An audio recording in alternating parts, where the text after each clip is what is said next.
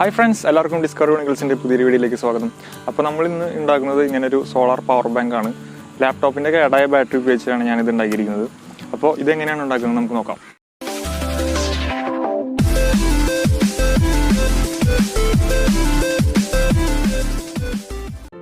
ഈ പ്രോജക്റ്റിന് വേണ്ടി ആദ്യമായി ഞാനൊരു കേടായ ലാപ്ടോപ്പ് ബാറ്ററിയാണ് എടുത്തിരിക്കുന്നത്.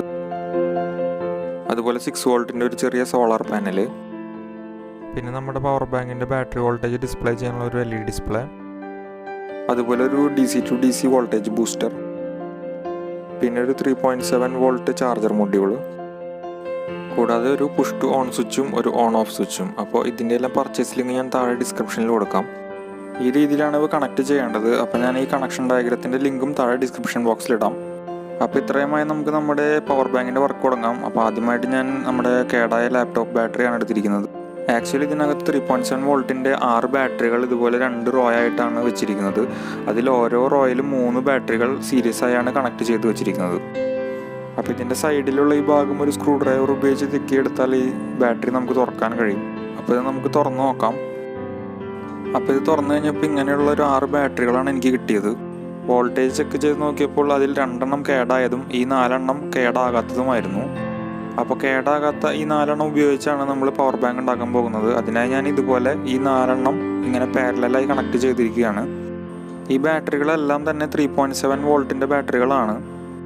അപ്പോൾ നമ്മളിവിടെ കണക്ട് ചെയ്യുമ്പോൾ ശ്രദ്ധിക്കേണ്ട കാര്യം എന്ന് പറയുന്നത് എല്ലാ ബാറ്ററിയുടെയും പോസിറ്റീവ് സൈഡും അതുപോലെ തന്നെ എല്ലാ ബാറ്ററിയുടെ നെഗറ്റീവ് സൈഡും ആണ് ഒരുമിച്ച് കണക്ട് ചെയ്യേണ്ടത്. അപ്പോൾ ഈ 4 ബാറ്ററിയും അതുപോലെ പവർ ബാങ്കിന് ആവശ്യമുള്ള മറ്റു കമ്പോണൻസും കൊള്ളുന്ന രീതിയിൽ അക്രിലിക് ഷീറ്റ് ഉപയോഗിച്ച് ഞാൻ ഇതുപോലെ ഒരു ബോക്സ് ഉണ്ടാക്കിയെടുത്തിരിക്കുകയാണ്. ഇതിൻ്റെ ഒരു വശത്ത് സോളാർ പാനൽ ഒട്ടിച്ചിട്ടുണ്ട്. ഇതിൻ്റെ ഈ ഭാഗത്ത് LED ഡിസ്പ്ലേയും അതുപോലെ സ്വിച്ചും ഫിക്സ് ചെയ്തിട്ടുണ്ട്. അപ്പോൾ അതായത് ഇതിനകത്ത് നിങ്ങൾക്ക് 4 ബാറ്ററികൾ കാണാം. DC to DC ബൂസ്റ്ററും ചാർജർ മൊഡ്യൂളും ഇവിടെ ഉൾക്കൊള്ളിച്ചിട്ടുണ്ട്. അതുപോലെ ഈ സൈഡിലാണ് LED ഡിസ്പ്ലേ ഫിക്സ് ചെയ്തിട്ടുള്ളത്. അതിലേക്കുള്ള പുഷ് ബട്ടൺ ഇവിടെ കൊടുത്തിട്ടുണ്ട്. ഈ പുഷ് ബട്ടൺ പ്രസ് ചെയ്താൽ നമ്മുടെ ബാറ്ററിയുടെ വോൾട്ടേജ് LED ഡിസ്പ്ലേയിൽ തെളിയുന്ന രീതിയിലാണ് ഞാൻ ഇവ ക്രമീകരിച്ചിരിക്കുന്നത്. അതുപോലെ നമ്മുടെ ബാറ്ററിയിൽ നിന്ന് വരുന്ന 3.7 വോൾട്ടിനെ നമ്മുടെ മൊബൈൽ ഫോൺ ചാർജ് ചെയ്യാൻ വേണ്ട 5 വോൾട്ട് ആക്കുന്നത് DC to DC ബൂസ്റ്ററാണ്. അതിന് ഓൺ ചെയ്യാനും ഓഫ് ചെയ്യാനുമാണ് ഇവിടെ ഓൺ ഓഫ് സ്വിച്ച് കൊടുത്തിട്ടുള്ളത്. ഇതിനടുത്ത് തന്നെ പവർ ബാങ്കിൻ്റെ ബാറ്ററി ചാർജ് ചെയ്യാനുള്ള ചാർജർ മൊഡ്യൂളും കൊടുത്തിട്ടുണ്ട്. അപ്പോൾ നമ്മുടെ പവർ ബാങ്കിൻ്റെ ബാക്ക് സൈഡ് ക്ലോസ് ചെയ്യാനായിട്ട് ഞാൻ ഇതുപോലൊരു അക്രിലിക് ഷീറ്റ് വെട്ടിയെടുത്തിട്ടുണ്ട്.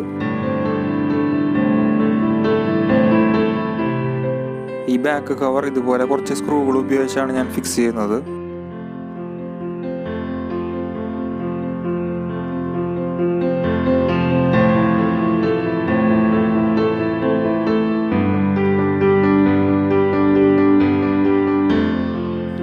ഓക്കെ, അപ്പോൾ ഇനി നമ്മുടെ പവർ ബാങ്ക് ടെസ്റ്റ് ചെയ്ത് നോക്കാം.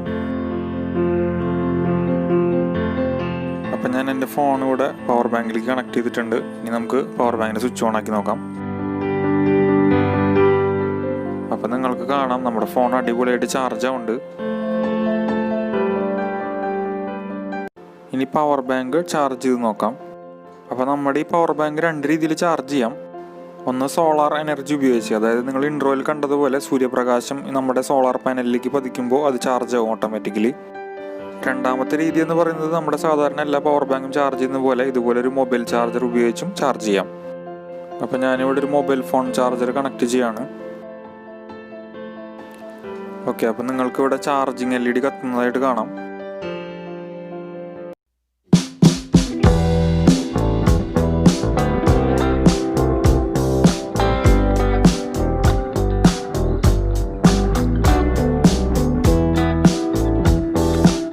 അപ്പോൾ ഇന്നത്തെ വീഡിയോ നിങ്ങൾക്ക് ഇഷ്ടമായെങ്കിൽ വീഡിയോ ലൈക്ക് ചെയ്യുക. നിങ്ങളുടെ അഭിപ്രായങ്ങളും സംശയങ്ങളും താഴെ കമൻറ്റ് ബോക്സിൽ കമൻറ്റ് ചെയ്യുക.